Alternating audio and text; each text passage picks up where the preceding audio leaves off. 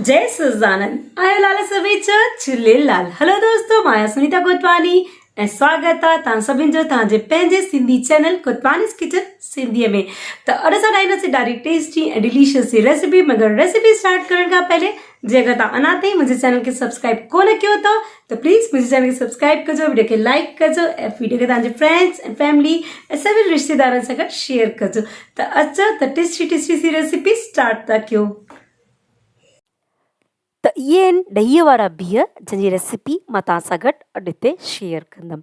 त अचो ॾहीअ वारे बीहनि जी रेसिपी स्टार्ट था कयूं। त मां हिते जेके आहिनि बीह खया आहिनि ऐं हाणे हिन बीहनि खे जेको आहे न तव्हां छुरीअ जी हेल्प सां छिलका हिन जा जेके आहिनि न छिले वठोसि।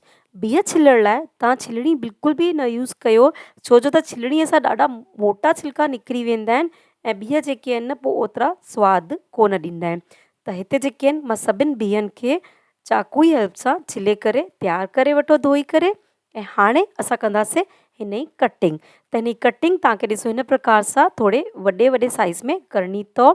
ऐं छो जो त हिननि बीहनि में अक्सर थोरी मिटी हूंदी आहे त असां पहले हिन जी जेका आहे न थोरी सी सफ़ाई कंदासीं। त हिन लाइ मां जेको आहे न हिते गरम पाणी पहले ई गरम करण लाइ रखे छॾियो आहे। हिन गरम पाणीअ में बीह विझी करे हिनखे मां जेको आहे न ढके करे 10 मिंट थोरी देरि रखे छॾंदमि। गैस जो फ्लेम मां जेको आहे बंदि करे छॾियो आहे।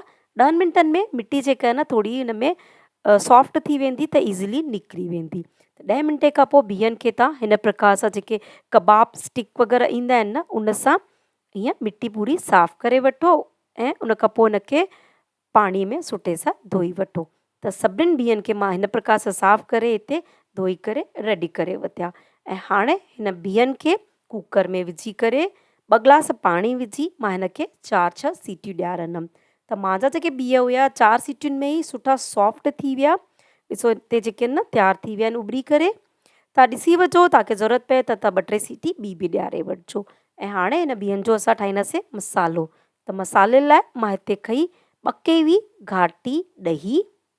ऐं हाणे हिन ॾहीअ में असां ॿिया मसाला विझंदासीं। त 1 चमिचो मां विधुमि काश्मीरी लाल मिर्च, 1 चमिचो धाणा, 1/2 चमिचो अमचूर, 1/2 चमिचो हैड्र, 1/2 चमिचो अदरक लहसुन जी पेस्ट, लूणु स्वाद अनुसार ऐं कसूरी मेथी 1 चमिचो जेके मां ड्राई रोस्ट करे भुनी रखियो। हिन प्रकार सां क्रश करे तव्हां हिन में कसूरी मेथी विझो ऐं 1/2 चमिचो गरम मसालो।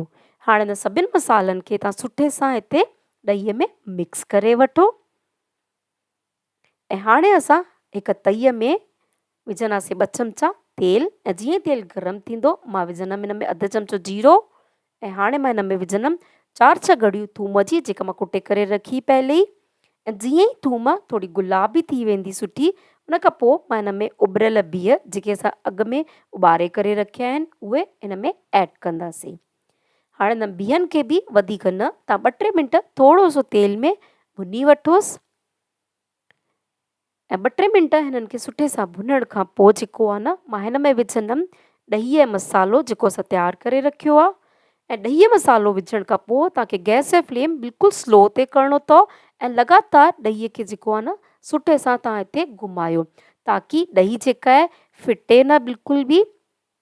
फुल फ्लेम ते बिल्कुलु न कजो, स्लो फ्लेम ते ई हिनखे जेको आहे न तव्हां लगातार हलाईंदा रहो। ऐं जीअं ई ॾहीअ में सुठा 4-6 टक अचणु स्टार्ट थियनि उन खां पोइ असां जेको आहे न हिनखे हिलाइण बंदि था करे सघूं। छो जो त ॾही अक्सर जेका आहे न मसालनि सां जॾहिं असां यूज़ कंदा आहियूं ऐं तईअ में विझंदा आहियूं न त फिटी वेंदी आहे। त इन करे असांखे जेको आहे न गैस जो फ्लेम स्लो करे हिनखे लगातार हलाइणो आहे ताकी ॾही बिल्कुलु बि फिटे न। हिन ॾहीअ जो मसालनि जो कसूरी मेथीअ जो ॾाढो सुठो सवादु ईंदो आहे हिन बीहनि में। ऐं ॾिसो हाणे जेको आहे न तेल बि हिन में थोरो थोरो सेपरेट थियणु स्टार्ट थी चुको आहे ऐं सुठा टक बि जेके न ॾहीअ में अचणु चालू थी विया आहिनि। त हाणे हिननि बीहनि खे जेको आहे न ढके करे स्लो फ्लेम ते थोरी देरि मां जेको आहे न हिनखे सिझाईंदमि। ऐं थोरी देरि हिनखे सिझाइण खां पोइ जेको आहे न असां हिनखे चेक कंदासीं। त लॻभॻि 5 मिंटे खां पोइ मां हिनखे चेक कयुमि त ॾिसो ऑइल जेको आहे सेपरेट थियणु स्टार्ट थी चुको आहे। बट ग्रेवी जेका आहे न हल्की अञा बि गीली आहे। त असांखे तव्हां चाहो त वैसे हिन स्टेज में बि हिनखे गैस जो फ्लेम बंदि करे ऐं तव्हां खाई था सघो, पर मां हिनखे जेको आहे न थोरो सो अञा सुकाईंदमि, छो जो त मूंखे थोरा सा सुका बिहनि जी जेका आहे न इहा ज़्यादा वधीक सुठी लॻंदी आहे इहा भाॼी। त थोरी देरि मां हिनखे ढके करे वरी से सिझायमि 2-3 मिंट, ऐं 2-3 मिंट खां पोइ ॾिसूं था असां त ॾिसो ॾही जेका आहे न लॻभॻि सुकी वई आहे, मसालनि जी ॾाढी सुठी कोटिंग जेका आहे न अची वई आहे बिहनि जे मथां, ऐं ॾाढो सुठो हिन टाइम ते जेको आहे न फ्लेवर थो अचे, ॾाढी सुठी ख़ुशबू बि थी अचे, छो जो त असां हिन में थूम बि कुटे करे विधी आहे ऐं अदरक लहसुन जो पेस्ट विधो आहे, त सभिनि मसालनि जो ॾाढो ई सुठो फ्लेवर थो अचे। हाणे मां हिन में विधमि थोरा सा सावा धाणा, ऐं सावनि धाणनि खे बि सुठे सां त करे वठो मिक्स, ऐं मिक्स करण खां पोइ गैस जो फ्लेम कयो बंदि, ऐं हाणे अचो त हिन भाॼीअ खे असां सर्व था कयूं। त हिन भाॼी खे तव्हां सर्व कयो ऐं खाओ था पंहिंजे फेवरेट पूड़ी सां, पराठे सां, या फिर फुल्के सां, डोड़े सां। भई मूंखे त पर्सनली जेका आहे न इहा भाॼी डोड़े सां गॾु ॾाढी सुठी लॻंदी आहे। त फ्रेंड्स कीअं लॻियो तव्हांखे मुंहिंजी अॼु जी रेसिपी ॿुधाइजो, ऐं जीअं अगरि तव्हां मुंहिंजे चैनल ते पहली बार आया आहियो त प्लीज़ मुंहिंजे चैनल खे सब्सक्राइब कजो। त जल्दी मिलूं था नई रेसिपी सां, तेसिताईं जय सच्चिदानंद, जय झूलेलाल।